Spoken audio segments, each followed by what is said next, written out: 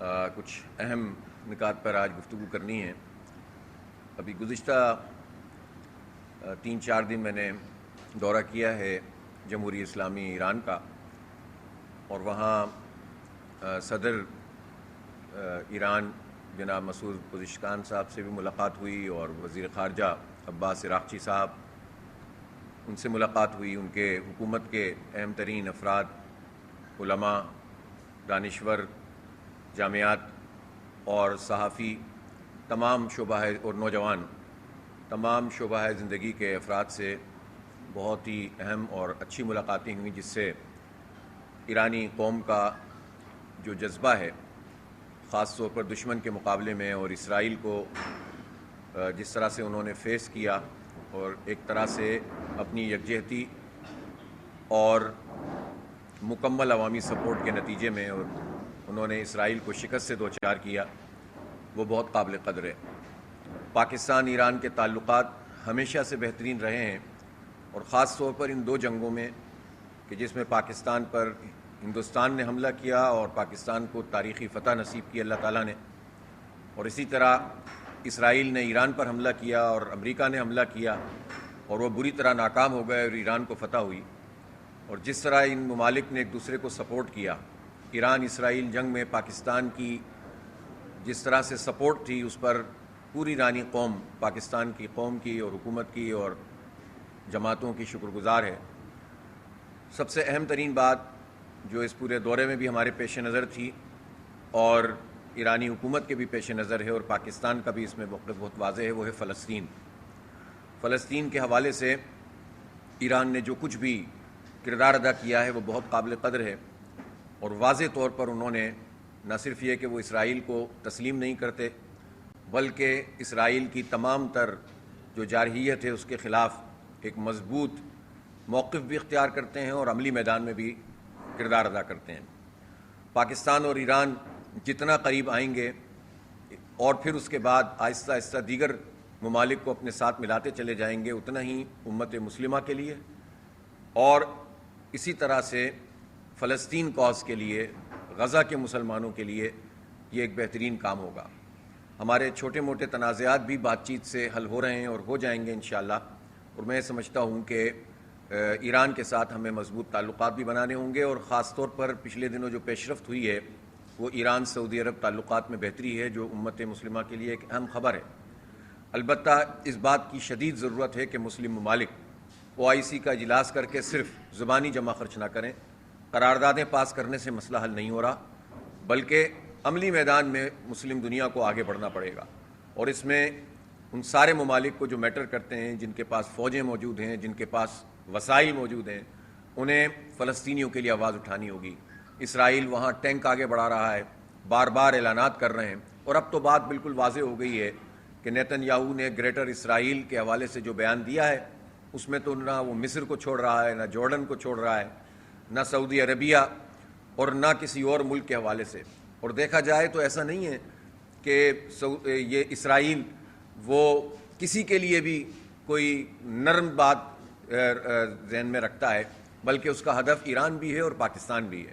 اس لیے پاکستان ایران، پاکستان ترکی، اسی طرح سعودی عربیہ اور ریجن کے سارے ملکوں کو ملا کر ہم ایک بہت بڑی قوت ہیں، اور اپنی اس قوت کا اظہار کرنا چاہیے۔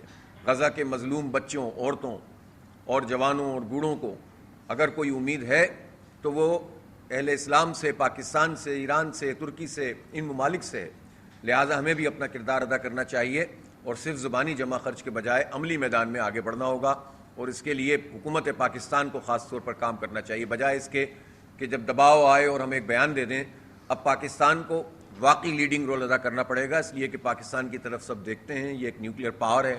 ہم نے اپنی قوت کا مظاہرہ بھی کیا انڈیا کے مقابلے میں، اللہ تعالیٰ نے ہمیں عزت سے سرفراز کیا ہے، لہٰذا ہم اگر غزہ کے مظلوموں کے لیے اور فلسطین کی آزادی کے لیے کام کریں گے تو انشاءاللہ پوری دنیا میں پاکستان کا مقام مزید بلند ہوگا، اور اس کے نتیجے میں آپ سے ہماری معیشت بھی درست ہوگی، اور پوری دنیا میں پاکستان کو عزت بھی ملے گی۔ اس وقت پاکستان میں جو سیلابی صورتحال ہے وہ بہت تشویشناک ہے۔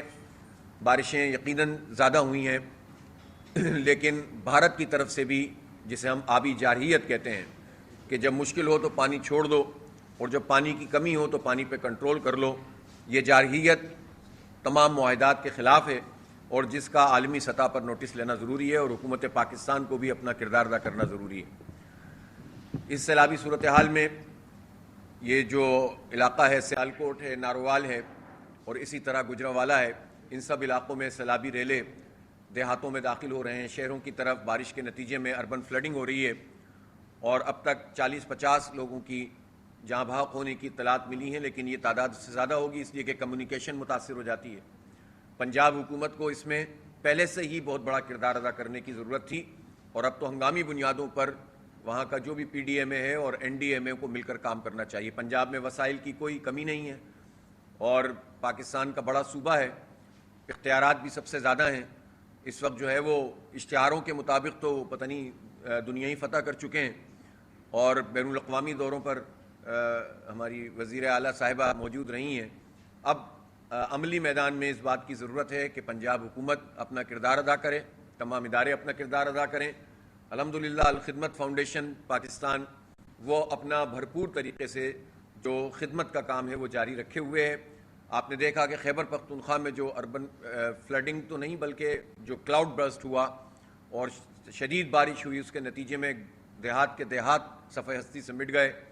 1000 سے زیادہ جو ہے وہ اس میں شہادتیں ہوئیں, بے شمار لوگ زخمی ہیں, گھر لوگوں کے اور کاروبار تباہ ہو گئے ہیں. اور الحمدللہ اللہ تعالیٰ نے یہ توفیق دی جماعت اسلامی کے کارکنوں کو, ان کے رضاکاروں کو, الخدمت کے والنٹیئرز کو کہ ہم نے لوگوں کی خدمت کی ہے اور اس کا اعتراف سبھی کر رہے ہیں. میں ایک مرتبہ پھر اس عزم کو دہراتا ہوں کہ انشاءاللہ جماعت اسلامی کے رضاکار اور الخدمت کے کارکنان یہ جس طرح انہوں نے خیبر پختونخوا میں اور گلگت بلتستان میں اور آزاد جموں و کشمیر میں لوگوں کی خدمت کی ہے, بالکل اسی طرح سیلاب میں پھنسے ہوئے لوگوں کو ریسکیو کرنے کے لیے, ان کو ریلیف فراہم کرنے کے لیے اور ان کی ریہیبلیٹیشن کے لیے پورے پنجاب میں بھی الخدمت اور جماعت اسلامی اپنا کردار ادا کرے گی.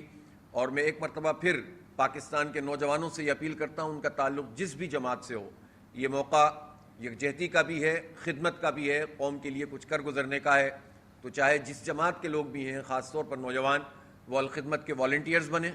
وہ آن لائن جا کر الخدمت کے والنٹیئرز بن سکتے ہیں. ہم ان کی ٹریننگ بھی کروائیں گے انشاءاللہ اور خدمت کے کاموں میں ایک منظم طریقے سے ان کو ساتھ ملا کر لوگوں کی فلاح اور بہبود کا باعث بنیں گے. تو انشاءاللہ الخدمت فاؤنڈیشن جس طرح پنجاب کے لوگوں کے لیے بھی اس نے اپنی آپریشنز شروع کر دیے ہیں, ان آپریشنز کو ہم بڑھائیں گے. تو میں پورے پاکستان میں یہ اپیل کر رہا ہوں نوجوانوں سے کہ وہ الخدمت کے والنٹیئرز بنیں تاکہ ہم سب مل کر یہ خدمت انجام دے سکیں. جو صورتحال اس وقت صوبہ سندھ میں ہے, اگر ہم سندھ کے بالائی علاقوں کی بات کریں تو پہلی بات تو سیلاب ہے. مجھے خطرہ ہے کہ سیلابی ریلیں جب سندھ کی حدود میں داخل ہوں گے تو آپ کو معلوم ہونا چاہیے کہ یہ جو برجز ہوتے ہیں اور یہ جو سمندر کی بیڈ ہوتی ہے, دریا کی بیڈ جو ہوتی ہے, اس دریا کی بیڈ کی صفائی کی ذمہ داری صوبائی حکومتوں کی ہے. یہ متعین کام ہے صوبائی حکومتوں کا. ہمارے صوبہ سندھ میں جو کرپشن کا لیول ہے اور لوٹ مار کا لیول ہے, کئی برس سے یہاں خاص طور پر سکر بیراج کی جو بیڈ ہے اس پر صفائی کا کام نہیں ہوا, جس سے جو سطح ہے وہ کئی میٹر اوپر ہو چکی ہے. پہلے ہی بڑا ریلا داخل ہونے کا امکان ہے اور پھر جب مصنوعی طریقے سے یعنی کام نہ کرنے کے نتیجے میں اور اربوں روپے کھا جانے کے نتیجے میں, لوٹ مار کرنے کے نتیجے میں یہ سطح مزید اونچی ہوگی تو پورا سندھ خطرے کی لپیٹ میں آیا ہوا ہے. اور اس کی ایک بڑی وجہ سندھ حکومت کی کرپشن ہے, جو اپنے حصے کا کام نہیں کرتے اور لسانی سیاست میں اپنے آپ کو سب سے زیادہ پیش رکھتے ہیں, لوگوں کو تقسیم کرتے ہیں, لوگوں کو آپس میں لڑواتے ہیں. لیکن سندھ کے عوام کو پہلے بھی انہوں نے اپنی حرکتوں کی وجہ سے ڈبویا.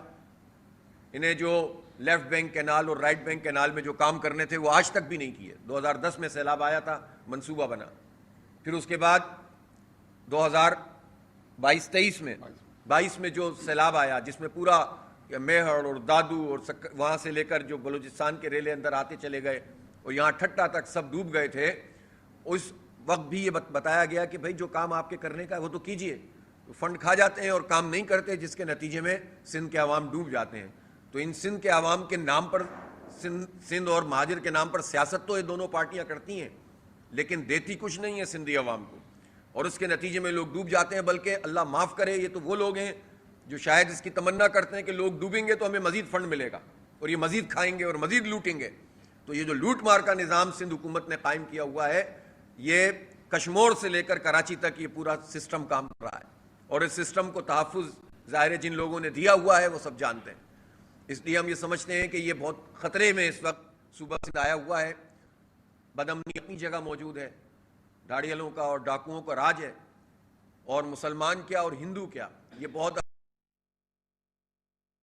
کوشش کرتے ہیں اور دکھانے کی کوشش کرتے ہیں. لیکن ہندو برادری کے جو کاروباری لوگ ہیں ان کے بچوں کو اغوا کیا جاتا ہے, کاروباری حضرات کو اغوا کیا جاتا ہے, اور کروڑوں اربوں روپے یہ ڈاکو حاصل کرتے ہیں. اور سب جانتے ہیں کہ بڑے بڑے جو وڈیرے جن کا تعلق پیپلز پارٹی سے ہے, ان کی ملی بھگت کے بغیر یہ کچے کے ڈاکو کوئی کام نہیں کر سکتے. لہٰذا کرپشن اور لوٹ مار اور عوام کو لوٹنے کا اور اغوا برائے تاوان کا یہ پورا دھندا ہے جو سرکاری سرپرستی کے بغیر چل نہیں سکتا. اب یہ جو شہر کراچی ہے, پچھلے دنوں جو بارش ہوئی, اگر سب ملا کر بارش 235 ملی میٹر تھی تو یہ 3-4 حصوں میں ہوئی تھی. ایک وقت میں زیادہ ہو گئی تھی, لیکن پھر بھی 2 دنوں میں 2 مختلف پورشن میں بارش ہوئی. اور لیکن اس بارش میں جس طرح سے پورا شہر ڈوب گیا اور اربن فلڈنگ آ گئی اور لوگ راستوں میں پھنس گئے, خواتین پھنس گئے, بچے پھنس گئے, رات 12-12 بجے تک, 1-1, 2-2 بجے تک لوگ اپنے گھروں کو پہنچے ہیں. تو یہ صرف اور صرف نااہلی ہے, نالائقی ہے, کرپشن ہے اور لوٹ مار ہے. ورلڈ بینک سے پیسے ملتے ہیں, کھا جاتے ہیں, اور بہت سارے ہمارے ٹیکسوں کے پیسے ہیں. اہل کراچی ہیں جو سب سے زیادہ ٹیکس ادا کرتے ہیں. پاکستان میں 42% انکم ٹیکس کراچی کے لوگ دیتے ہیں. پاکستان میں 60% سے زیادہ جو ریونیو ہے وہ کراچی جنریٹ کر کے دیتا ہے. جو 54% جو ایکسپورٹ ہوتی ہے اس کے 54% کراچی سے ہوتا ہے. کراچی منی پاکستان ہے. کراچی سندھیوں کا بھی سب سے بڑا شہر ہے, مہاجروں کا بھی سب سے بڑا شہر ہے, پختونوں کا بھی سب سے بڑا شہر ہے, بلوچوں کا بھی سب سے بڑا شہر ہے. کراچی میں تو ہو سکتا ہے یہ ہزاریوال کا بلکہ یقیناً سب سے بڑا شہر ہے. کشمیری بڑی تعداد میں یہاں رہتے ہیں. یہاں پر ہر زبان اور پنجاب کے لوگ بھی بہت بڑی تعداد میں رہتے ہیں. تو یہ تو منی پاکستان ہے, پورے پاکستان کو ریپرزینٹ کرتا ہے. اس کی معیشت پاکستان میں ان حالات میں بھی پاکستان کی معیشت یہی شہر چلاتا ہے. اور پیپلز پارٹی کراچی دشمن پارٹی کے طور پر کام کرتی ہے. وہ سندھ دشمن بھی ہے اور کراچی دشمن بھی ہے. اور خاص طور پر یہاں پر یہ لوٹ مار کرتے ہیں. انہیں کراچی سے صرف لینا ہے, اس کو دینا کچھ نہیں ہے. یہاں ملازمتوں میں بھرتی کروانے ہیں, پیسے پکڑ پکڑ کے لوگوں کو میرٹ کا قتل عام کر کے لوگوں کو بھرتی کرانا ہے اور کچھ نہیں کرنا. آپ دیکھ لیں کہ ان کی پرفارمنس کیا ہے. قبضہ کر کے یہاں پر میئرشپ پیپلز پارٹی کو دی گئی اور اسٹیبلشمنٹ نے دی. اور اس کے بعد سے لے کر آپ دیکھیں انہوں نے کیا کام کیا ہے, کون سی پرفارمنس ہے ان کی. اور جگہ جگہ تھو تھو ہو رہی ہے. لوگ پوچھ رہے ہیں, سوال کرتے ہیں, ان کے پاس جواب نہیں ہوتا ہے. 17 سال سے جس کی حکومت ہو, NFC ایوارڈ میں جس کو پورا حصہ مل رہا ہو, وہ PFC ایوارڈ کرتے ہی نہیں ہیں. وہ بنایا ہی نہیں انہوں نے. پروونشل فائنینس کمیشن نہیں بنایا نا سیف بھائی, نہ اس کی نومینیشن کی اب تک. تو یہ ان کا حال ہے. بلدیات کو کوئی اختیارات نہیں دیے ہیں. ان سے بات کرو تو یہ لسانی رنگ دینا شروع کر دیتے ہیں. مجھے بتائیں, ہم تو کہتے ہیں کشمور سے لے کر آ جائیے شکارپور, آ جائیے جیکب آباد, لاڑکانہ, حیدرآباد, سکھر, جتنے شہر ہیں, جتنے بلدیات ہیں, کراچی, ان سب جگہوں کو آپ اختیار کیوں نہیں دیتے؟ آپ اختیار نہیں دیتے, جس کے نتیجے میں آپ قبضہ کر کے بیٹھ جاتے ہیں اور لوٹ مار کا یہ نظام قائم کیا ہوا ہے. جو پروٹیکشن آئین میں اختیارات کے حوالے سے کہ سیاسی, انتظامی اور مالیاتی اختیارات بلدیاتی حکومتوں کو منتقل کیے جائیں, حکومت کا تو سوال ہی پیدا نہیں ہوتا. بلدیاتی حکومت تو نام کی کوئی چیز نہیں ہے. بلدیاتی ادارے ہیں جس میں سے جتنے اختیارات ہیں, پانی, سیوریج, کچرا, ہر چیز صوبائی حکومت نے قبضے میں کی ہوئی ہے. اب کراچی میں جو 25 ٹاؤن ہیں, اس میں تو پیپلز پارٹی کے بھی ٹاؤن موجود ہیں نا, اور قبضہ بھی کیے ہوئے بہت سارے ٹاؤن انہوں نے. چلو اب جو بھی ہے تو ان کے پاس, میئر بھی قبضہ کر کے ہے تو ان کے پاس. تو انہوں نے کیا کام کیا ہے؟ جن 106 سڑکوں کی بات کرتے ہیں وہ کہاں ہیں؟ جن بڑے نالوں کی صفائی KMC کے ذمہ ہے وہ انہوں نے کیا کیا ہے؟ یہ بتائیں نا کہ انہوں نے اربن فلڈنگ کا ذمہ دار کون ہے؟ اور جس طرح سے کرپشن ہوئی ہے, 80-85% کرپشن کر لیتے ہیں, تو پیسہ کہاں لگے گا؟ ٹیکس دیں کراچی کے لوگ اور کرپشن کریں یہ وڈیرے اور جاگیردار, اور لوٹ کے کھا جائیں اور کوئی پوچھنے والا نہ ہو, اور پھر اس کے بعد زبردستی ہر چیز پر قبضہ کرتے چلے جائیں. لہٰذا یہ سلسلہ ختم کرنا پڑے گا. میں یہ مطالبہ کرنا چاہتا ہوں کہ بلدیاتی اداروں کو بااختیار بنانے کا جو نظام 2001 میں تھا اسی نظام کو بحال کیا جائے. وہ تھا، جب بات کرو تو کہتے ہیں ڈکٹیٹر کا نظام. ڈکٹیٹروں کی گود میں پل کر پیدا ہونے والی اور جوان ہونے والی پیپلز پارٹی اور اسٹیبلشمنٹ کی A+ ٹیم پیپلز پارٹی وہ کہتی ہے کہ ڈکٹیٹر کا نظام. تو بھائی تمہارا ڈیموکریٹک نظام کیا کر رہا ہے؟ 2001 کا نظام نافذ ہو جائے پورے ملک میں اور اس کو آئینی کور ملنا چاہیے, اس کو وفاق میں کور ملنا چاہیے. یہ ایک ٹیئر آف گورنمنٹ ہونی چاہیے. یہ نہیں ہے کہ صوبہ سارے کے سارے اختیارات اپنے قبضے میں کر لے. یہ آئین میں تحفظ ہونا چاہیے کہ بلدیاتی ادارے کیسے بنیں گے, حکومتیں اور ان کے اختیارات کیا ہیں. بیوروکریسی کو بلدیاتی حکومتوں کے ماتحت ہونا چاہیے جس طرح 2001 میں کیا گیا تھا. اسی طرح سے تمام تر مالیاتی سیاسی انتظامی اختیارات منتقل ہوں. تب آپ دیکھیں کہ نچلی سطح پر ہر پارٹی کے لوگ کام کریں گے, کیونکہ عوامی دباؤ نہیں کریں گے تو ریجیکٹ ہو جائیں گے.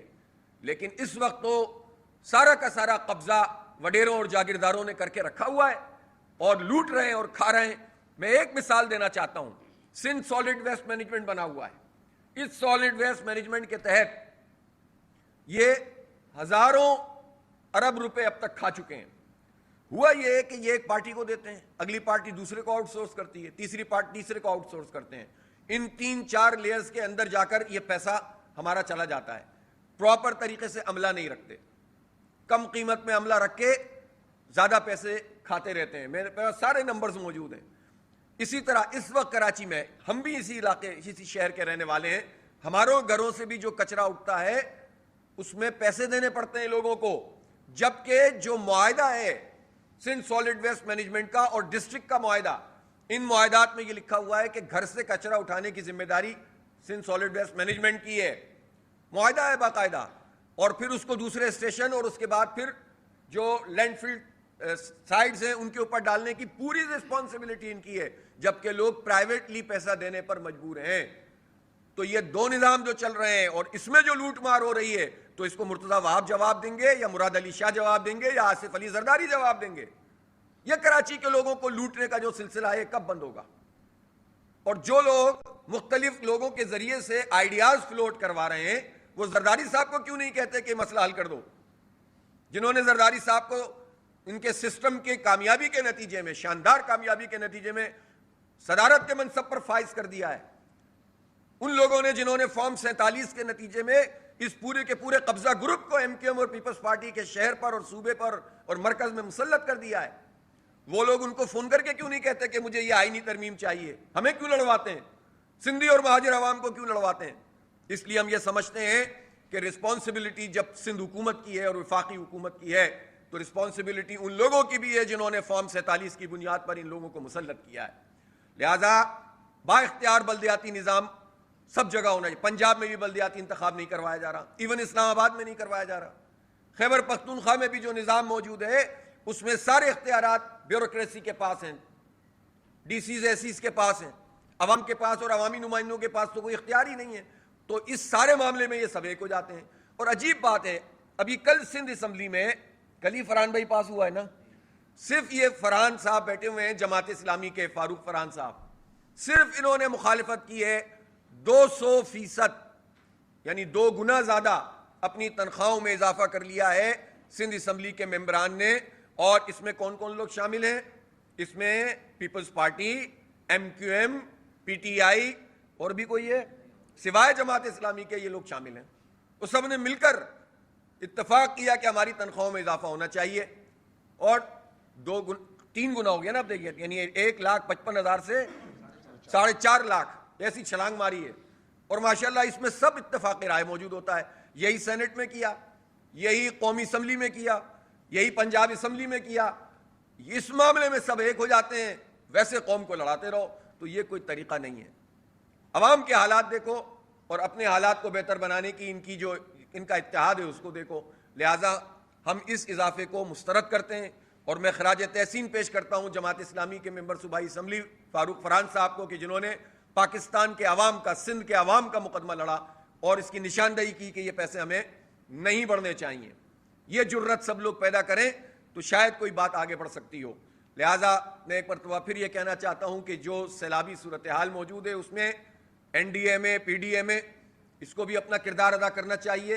اربوں روپے قوم کے ٹیکسوں کے ان اداروں کو ملتے ہیں. ان اداروں کی پرفارمنس اتنی نہیں ہے جتنی ہونی چاہیے, صاف بات ہے. اور چونکہ خود براہ راست جو حاضر سروس اور ریٹائرڈ افواج کی بہت بڑی تعداد اور افسران کی موجود ہے, تو یہ سوال پھر اداروں کی طرف بھی جاتا ہے کہ پھر یہ پرفارمنس اس طرح سے کیوں نہیں ہے, پہلے سے چیزوں کو بہتر کیوں نہیں بنایا جاتا. کیا سسٹم ہے کہ جس میں آپ والنٹیئرز کو جو ہے وہ ٹرین کریں, کیا نظام ہے کہ جس میں اگر کوئی مسئلہ آتا ہے تو آپ پہلے سے تیاری کریں بجائے اس کے کہ واقعہ ہو جانے کے بعد آپ میدان میں آئیں. تو لہٰذا ان اداروں کی بھی اور وفاقی اور صوبائی حکومتوں کی براہ راست ذمہ داری ہے. ایک مرتبہ پھر اس عزم کا ہم اظہار کرتے ہیں کہ جماعت اسلامی کے تمام رضاکار ہنگامی حالات میں انشاءاللہ عوام کے ساتھ ہوں گے. اور پنجاب میں بھی اس وقت جو ریلا آیا ہے اس میں جماعت اسلامی کے تمام ہم نے اضلاع کو ہدایت کر دی ہے, تمام اپنے نچلی سطح تک کے یونٹس کو جو بھی ہمارے حلقے ہیں ان کو ہم نے ہدایت کر دی ہے کہ سب میدان میں موجود. اور اللہ کا شکر ہے اس معاملے میں پہلے سے ہی ہمارے رضاکار میدان میں آ جاتے ہیں. اور میں ایک مرتبہ پھر اپیل کرتا ہوں کہ پاکستان کے نوجوان الخدمت کے والنٹیئر بن جائیں اور اس قومی پریشانی میں ہم سب مل کر لوگوں کے ریسکیو, ریلیف اور ریہیبلیٹیشن کے لیے کردار ادا کریں. بہت شکریہ. جو اب نیا فارمولا آ رہا ہے کہ انتظامی لحاظ سے صوبے جو ہے وہ بنائے جائیں, اگر ہم بقول آپ کے اور بلدیاتی نظام کو بہتر کر لیتے ہیں تو شاید اس کی ضرورت نہیں پڑتی. اور دوسرا کراچی کا میئر کا مطالبہ ہے کہ حافظ صاحب جو ہے وہ اپنی نشست نہیں چھوڑ رہے ہیں, تو کیا آپ امید رکھتے ہیں کہ ابھی آپ میئر منتخب ہو سکتے ہیں؟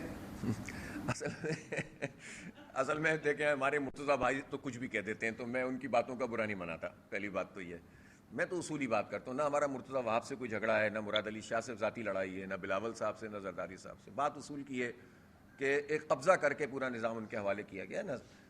پہلے حلقہ بندیاں خراب کیں, پھر اس کے بعد الیکشن میں ہار گئے, ووٹوں سے ہار گئے, سیٹوں سے ہار گئے, سیٹیں چھیننا شروع کیں, عدلیہ ساتھ ملی ہوئی ہے, الیکشن کمیشن ساتھ ملا ہوا ہے, ٹریبونل فیصلے نہیں کر رہے, اور 193 ہار گئے, 173 جیت گئے, 32 بندے غائب ہو گئے, کر دیے یا ہو گئے, اور اس کے بعد ایک سسٹم بنا دیا گیا.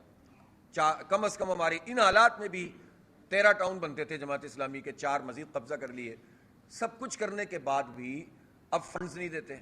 اب یو سیز کو جماعت اسلامی کے تحت جو یو سیاں فنڈ نہیں دیتے. اور میں حیران ہوں کہ یہ کہتے ہیں کہ جماعت اسلامی کو کتنے 1 ارب روپے سالانہ یہ جو ہے وہ ٹاؤن میں دیتے ہیں. او بھائی وہ اوزیٹی کے پیسے جو تنخواہوں میں جاتے ہیں, جو 80-90% تنخواہوں میں اور باقی پھر انتظامی اخراجات میں چلے جاتے ہیں, اس کو آپ کہہ رہے ہیں آپ بہت بڑے ہیں جو آپ پیسے عطا کرتے ہیں, آپ ماشاءاللہ آپ کو یہ منصب مل گیا ہے کہ آپ عطا کرتے ہیں 1 ارب روپے. بھائی یہ تو بتائیں کہ آپ جو ڈیولپمنٹ کے تقریباً 20,000 ارب روپے کھا چکے ہیں 17 سال میں, اس کا حساب دیں. 15-20 ہزار ارب روپے آپ اس کا حساب دیں نا, کہ جو آپ نے کے الیکٹرک کے ساتھ مل کر جو ٹیکس لگایا ہے بجلی کے بلوں میں کراچی کے عوام پر لگ کر آتا ہے, وہ کہاں جاتا ہے. آپ اس کا حساب دیں نا کہ جو تعلیم کے بجٹ میں پیسہ تقریباً 613 ارب روپے تو اس سال کا بجٹ ہے, اور آپ پچھلے 17 سال میں تعلیم اور صحت اور ڈیولپمنٹ اور انفراسٹرکچر اور پھر ورلڈ بینک کے پیسے, پھر جو ہے وہ اور مختلف مدات میں جو پیسے آئے ہیں اس کا, اور سیلاب کی مدد کے پیسے, تو ان سب پیسوں کا حساب دیں. آپ 1 ارب کی بات کرتے ہیں جو تنخواہوں میں چلا جاتا ہے, جو لوگ بھی آپ ہی نے بھرتی کیے ہوئے تھے, آپ نے اور ایم کیو ایم نے, وہ بھی ایک لائبلٹی ہے ان میں سے ایک بہت بڑی تعداد جو کام کرنے سے زیادہ جو ہے وہ تنخواہ لینے پہ یقین رکھتی ہے. وہ تو اللہ کا شکر ہے کہ ہم ملازمین کو کام پر لگانے کی کوشش بھی کرتے ہیں اور ان کے تمام واجبات بھی ادا کر رہے ہیں. جو انہوں نے واجبات نہیں دیے ایم کیو ایم اور پیپلز پارٹی نے, وہ جماعت اسلامی کے ٹاؤنز دے رہے ہیں اور اس قسمہ پرسی میں لوگوں کی خدمت انجام دے رہے ہیں. تو بجائے اس کے کہ آپ امپاورمنٹ کریں, آپ اس شہر کو اون کریں, آپ اس طرح کی باتیں کرتے ہیں تو یہ کسی صورت میں بھی قابل قبول باتیں نہیں ہیں.